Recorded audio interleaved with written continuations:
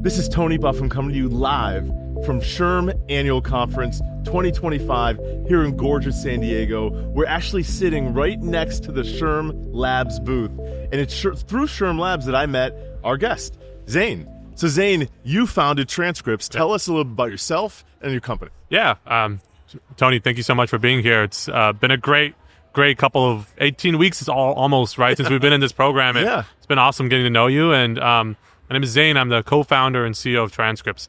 At TransCrypts, we have a very simple mission. We want to make verifications as easy as possible for the HR and for the HR team, but also make sure that we're making it as easy as possible for your employees, because at the end of the day, that's what matters the most. Yeah, and I think when we met, we first talked about this. There's a few reasons I got super excited about it, but one is people don't really think about that transcript, like why they should need it. What I think is really cool is what motivated you to even create this. Like, where did you get the idea to try to automate and improve, of all things, verification? Well, it's a great story. I was an undergraduate student. I went to school at a state school in Northern California. I studied electrical engineering, so I wrapped up there. I got into grad school on the East Coast, and they wanted to verify. I like how you say on the East Coast. Don't tell anybody where you were trying to go to school.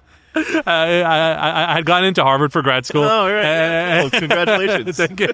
And they wanted to verify that the grades I had stated on my application were true and authentic. Understandable. Of course. So I went to my registrar's office, paid like a $30 fee, which seemed a little silly to me because it's like... why should you have to pay? To access the education I just paid $40,000 for over the last 4 years. And they paid them the fee, then to send over the official transcript.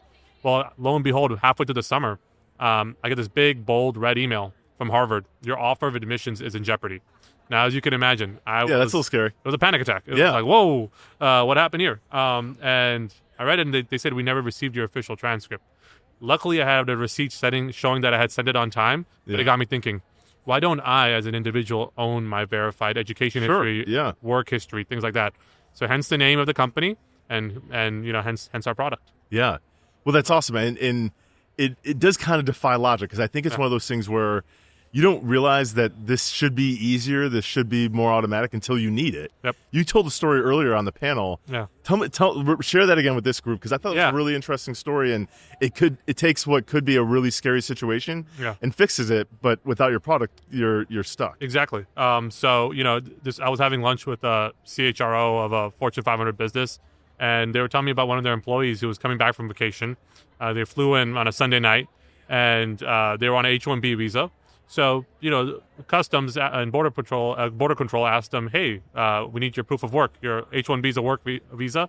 We need a proof of employment that you're actually currently still employed. It's 11 p.m. on a Sunday night. The HR manager who can provide that is asleep. Yeah. Right? So how does that employee, and, they're with their kids, they're with their wife, and, they went off to, I think, Europe somewhere to have a fun time, and they're back, and now they're in secondary getting all these questions. They just want to go home, right? Luckily, they had a TransCrypts employment verification. They remembered that they had their proof of employment. They were able to show that to the border agent, and they were able to continue on their way. I mean, that's, to me, what a kind of scary story. Because, again, you don't think about it until someone asks you for it. Yep. And if they didn't have transcripts, they'd be stuck potentially returning to wherever they had gone, or returning to the home country. Exactly. And just like we have this, this lanyard that says, we're attendees of SHRM, why can't I have a similar digital lanyard that says I'm an employee? It just seems like a common sense thing, right? Whether that's for that mortgage, for that lease that I'm trying to get, for that loan, or for that next opportunity. Absolutely. Right? Yeah. So you're here with the SHRM Labs Workforce Tech Accelerator. Yes. Tell me what that's meant for you and TransCrypts since you've been a part of this cohort. Oh man, it's been the dream. Like, really, ever since you start a company in the HR space, you hear of SHRM. Yeah. Right. And SHRM is just like, it's one of those brands that you just want to be associated with, and to be able to be part of that network where we get access to, leaders and sales leaders and CHROs at major businesses, and that we're willing to speak to us. That's a really big thing. A lot of times we don't sell to them. We just say, just talk to us. Just let us learn from you, right? And as a small business, that's all you can ask for, right? Because if you can just learn from these awesome executives, you can build a product that they want, and eventually the sales that ends up happening. Well, we can see just how much there is out there, how many solutions there are. I mean, it's overwhelming. Exactly. And you walk on this expo floor, and there's just hundreds and hundreds of different companies offering some of them very similar solutions packaged in a different way. Yeah. And so it can be overwhelming to try to figure out like where I definitely want to improve the HR function. I want things to get better, but I don't know where to start. Yeah. And in my opinion of SHRM Labs and the accelerator is it's kind of giving that stamp of approval that not only does SHRM think that this is something that is a viable, credible, great product, but they're willing to invest in it. Exactly. Right. Yeah. And that's instant credibility when you're on the expo floor, right? It's like, hey, there's hundreds of other vendors, but we're the only one of, 3, maybe 4 vendors that are actually backed by SHRM, right? Like we've met Johnny, who's the CEO. We know Andy, who's the CTO. We have their email addresses. We can reach out. When we think about product, we talk to them about it, right? We're building a product that's meant for SHRM and its members, really. And its member. Yeah, well, to your point, I mean, I've been a member of SHRM since I was in college because I was studying HR. I knew I wanted to be in HR. So most people in HR are a member of SHRM, or at least they've probably used some of their research or might have even used their advisors. Yeah. So they're all exposed to it. Yeah. To have that stamp of credibility just goes a long way. Exactly. And you guys were here in this booth. You were at SHRM Talent as well. That's where we first met in person. It's got to be pretty cool to be in the booth and have people coming through. What kind of conversations do you typically have with a SHRM member wandering the floor, curious about what your product might do? I think it starts with thought leadership. So we got to start with, why does this matter, right? Like before we even get to the sales, why should you care about background checks, verifications, employees owning their credentials, right? And we start with that. And I think, Tony, you're the one who gave us that advice back in Nashville about doing that, and it works, right? Because there's 200 booths here, 300 booths. I know there's a lot of booths here, and 99% of the booths have nothing to do with what you're interested in. Yeah. Right. Or I don't know why I should be interested in this. Right. And just telling them a little bit about why you should care, and then come in and tell them why your product's the best. Yeah. I said on the panel the first time we talked about this, it's like I had PTSD from back when I was newly in HR and we were hiring a lot of people, and I'd have to personally call for employment verification, their people's previous employment. And there was somewhere, the dates were off and there was something wrong. And so we end up not making an offer. Exactly. So it's important work, but it's tedious work. Extremely tedious. Nobody goes into HR because they want to do employment or education verification. Yeah. But it's something that has to happen, and it probably takes a lot of time, a lot of expense to invest in that. Yeah. So when you automate that process, that's a huge lift. It's a huge time saver for the function. Yeah, I mean, I think we did a survey and we saved about $40 million over the last 2.5 years on just this one function. Yeah. That's awesome. Yeah. So now we just kicked off SHRM Week here in San Diego. What are you looking forward to next after this? Like the time's gonna fly by. Yeah. We'll go to cocktail hours. We'll hang out. We'll meet tons more people. But then it's all over. What's next? I think the thing I'm most looking forward about this week is just talking to people. We've had some amazing conversations, and just get a sense of where HR people want our product to go. Yeah. Right. A lot of times, when you're with the engineering team, you're with the tech guys, you have those conversations, and they can convince you to go this way with product. But the reality is that we're not building product for tech people. We're building product for HR people. Yeah. Right. So just continue to have those conversations. Tell us what. As much as I love to hear why our product rules, tell me why my product sucks and why it doesn't help you. Yeah. Right? Because when you do that, we can then build a product that can actually serve you. So this is just as, ideally there's some lead generation, but this is just as much discovery for you.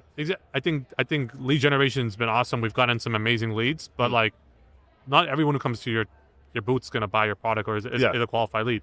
But probably most won't. Yeah. But is that a reason why they should just churn away? No, just have that conversation. Just ask them. Let them start talking. Maybe they know something that you don't. Just get that information in, and that's what's been really helpful. Yeah, maybe there's an unmet need, too, that they describe that turns into a new feature or even a new offering. Exactly. One of the interesting conversations that we had today was talking to someone who works for the government. They hire a lot of public safety. How can we do public safety, background checks on public safety officials that are compliant and that meet the very complex needs of public safety, right? Yeah, which are unique compared to other corporate or 10 years of employment verification. 10 years, you cannot. They look as far back as they can with criminal, right? And even the smallest thing, like a speeding ticket, they gotta know about it, right? Yeah. You're hiring a police officer, you're hiring someone who's working in national security, whatever that is, right? So all that stuff, and it's it's very interesting to get that perspective because, believe it or not, now when I go back to San Francisco, our product team's going to start building things in that space. Oh, that's great. Yeah.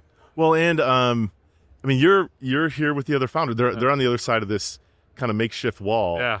Tell me a little bit about the experience of going through this with them. Oh man, I can speak about Bytes, Hagai, and Iran there. Phenomenal team. A team that's been through a lot of recent adversity.